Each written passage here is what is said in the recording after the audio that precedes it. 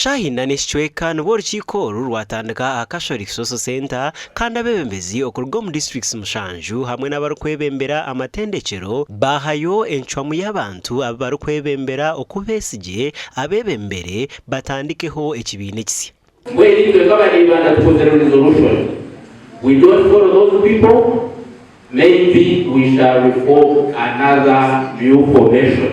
Kandi mumanyengu ibibina byona nechi tutakimukwenda kwondeka mumanyengu oya nashategerize kugerata na cyo kugerama ndisamu nawe cyeche mutombeke buri omaso ireki. Dr. Col.Besigye owabashendekerizibwe bamwe ahabebembezi abatandikireho reform agenda eyizure kuhinduka FDC nibagira ngo ekibina cyabo hina bacyambere. Ekibina bakikubako. Sorry. Jana kunyo. Bateni no kufunanizibwa. Ngambe yayimirira muhole n'emirundi ebyo byonna. Okuja okubabikira era salama gezi abagenda jana kumbi kwaresere sente abakuru banga kujya nabo baterengero zamani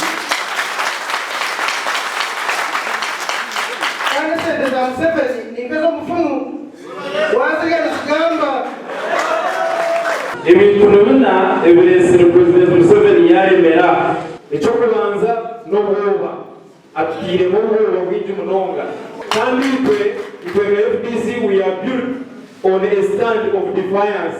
Therefore we got to say ekakandi nesente okunda sente zausha ekakashatu the divide and rule ekakana no propaganda. Besigye omukugamba kwe yashobora oku ebyabatwiro mu kishaka kukaba kuri okwegaruza obushoborozi ngukonka no bwahati tabakabutungaga. Kwiha Uganda ekorwe muzungu no kusirizoba abanya-Uganda abantu beitwa baburikiro tebakagira gaki betu tukitekereza nawe aba na bwanyuma babugabuganaho abahagizi babo ahashayi cya Nyamitiyobora.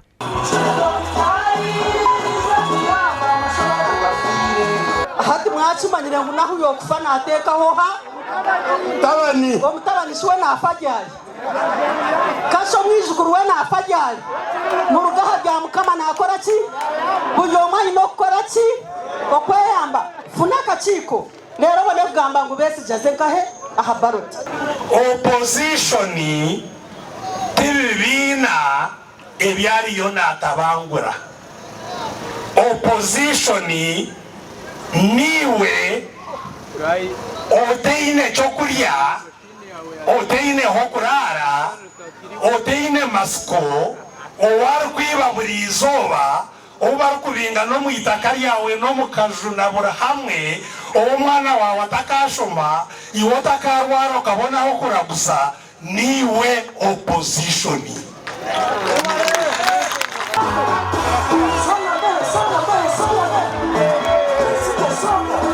Nde Michael Tumwachire na Chiru Ramadan ahawa TV West Agacencwire.